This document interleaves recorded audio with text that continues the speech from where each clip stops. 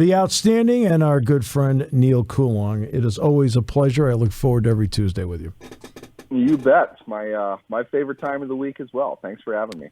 All right, Neal, I was just talking about the economics of baseball, and there's no cap. There's a luxury tax, which is a pseudo cap. And the number of have-nots in Major League Baseball is exponential. I mean, you look at them every year and go, no chance. The NFL only has 5 or 6 teams that fall into that category, and mostly because it's because of bad management. What do you think a cap and a floor is meant to the league's competitiveness? I think that's an excellent question. I think long term, and in kind of a black and white perspective, the salary cap is there to keep teams from a talent perspective competitive with one another if you can accept that the market will drive salaries to the point where the best players will continuously be paid more or less the most of a position. The cap was also implemented in a vastly different structure than the NFL is today. Yeah. And what I mean by that is that the rookie wage scale largely changes the cap and the rules surrounding it. What we have now, some might argue, up to and including past nominees for union president, that what the cap is doing is squeezing out the middle tier, the veterans, from that market and driving those prices down, where the top of the market is getting by far and away the most amount of money. When I say top of the market, of course, I mean quarterbacks. Right. Yes.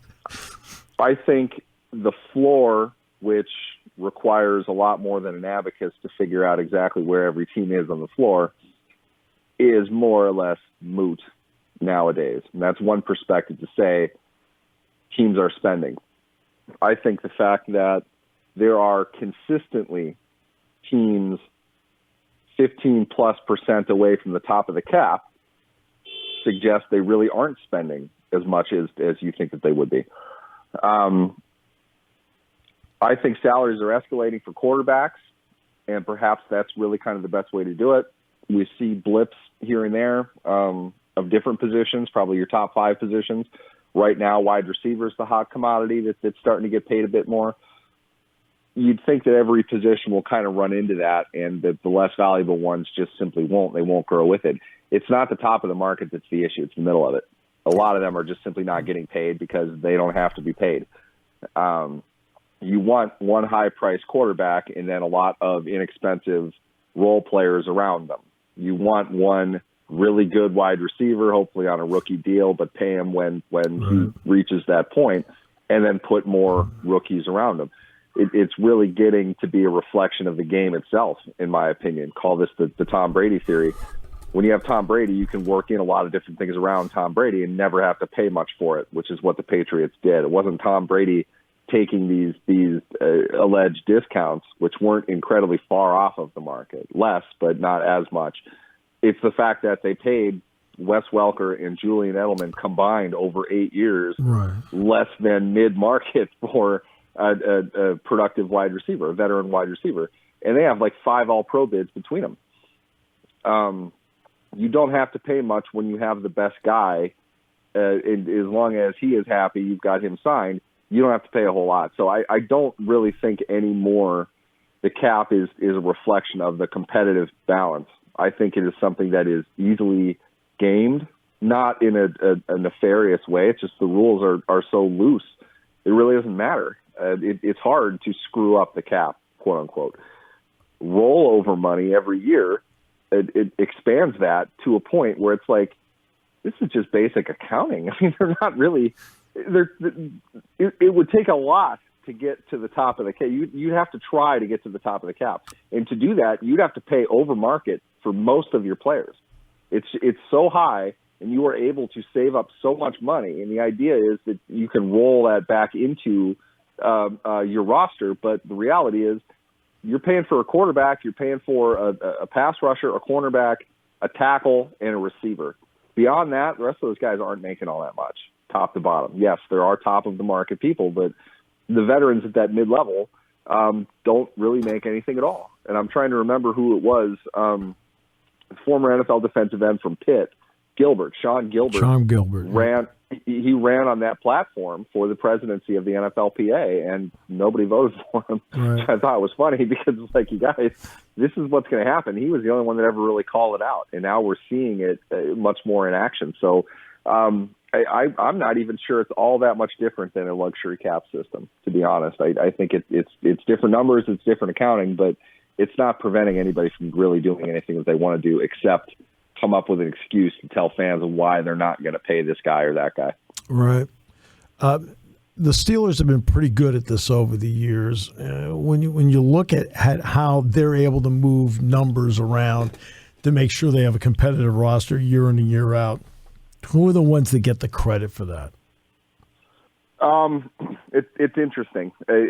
Omar Khan has been the guy that got into the cap work as far as being the face of it. You might remember the name Samir Suleiman, yep, who was an assistant GM. He was a cap wizard type of guy as well. They brought him in, I believe it was like 2012 or 2013, when the Steelers were a bit crunched cap-wise. They had some difficulties that kind of they sort of brought upon themselves at the end of the previous CBA, before the one that signed in 2010 with the rookie wage scale. They had a few cap related issues, probably the closest the team has come to actually having real cap problems. They brought him in, but David Tepper, when he bought the Panthers, took him with him. So Khan has been there. They've brought in other people over the years. They keep them pretty quiet. I think that's, they don't want word to get out of this guy or that guy.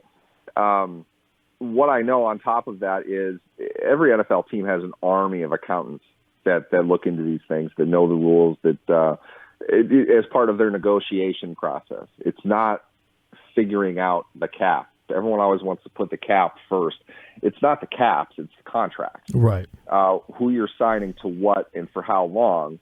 And those contracts are specifically catered to go around the team's philosophy of what they want to do. They know this guy is going to come due this year. They know that guy is going to be, odds are good he's not going to be on the team anymore. They'll have this freed up. They work everything around those, call them benchmarks. The people doing that, there are a lot of them. There's a lot that goes into that. By and large, obviously everything rolls up to the general manager, but Omar Khan, in his position, was responsible for the output of that department. And I would say with that, you could fairly credit him with the Steelers' cap strategy over the last several years now. And one, if you want to look at it black and white, were they ever over the cap? No. So it was successful.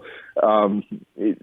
What the Steelers did wasn't magic either. It really was just a matter of giving a low signing bonus and then kind of giving out a bonus in the form of guaranteed money, not new money, but just guaranteeing roster salary each year. As in, you do this year, we'll make you good the next year. We'll guarantee your contract the next year.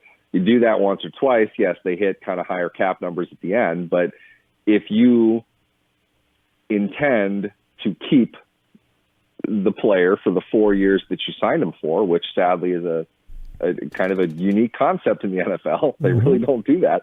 The Steelers, though, do. They keep their players because they want to keep their players. They aren't interested in making them try out each year. They want to have a core group that is asked to do certain things, and when they do, they will guarantee their contract. They over the last 10, 15 years, they've come probably closer to guaranteeing the most amount of money to players year to year than any team in the NFL. That I believe is a combination of a lot of things. Obviously Art Rooney is involved with that, as is Kevin Colbert, but Omar Khan is the guy that put the numbers together on it. And it's to the degree that they've had a competitive team with a high-paid quarterback and a lot of other high-paid position players, and they've never gone over the cap. It's been successful. Many will say, well, they weren't successful on the field all the time, and they had cap problems. I don't know if it's a cap problem as much as they might not just simply want to spend more money than they already have, and they're putting it into the players that they already have. They're not as interested in signing above market free agents. So for what they did, it seems like it's successful. A football-related question. They obviously now have Micah Fitzpatrick long-term. They have T.J. Watt long-term. Cam Hayward's still there. They've acquired Myles Jack. So I've gotten the front line, back line, now in the middle. So they've acquired Myles Jack. What can Jack mean to this defense, and what can he mean maybe to Devin Bush?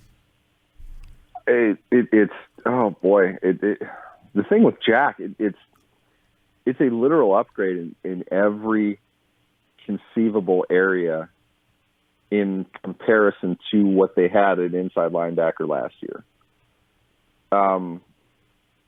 Joe Schobert, for his part, just simply was not getting the job done. There's a reason he's not even signed yet anywhere else.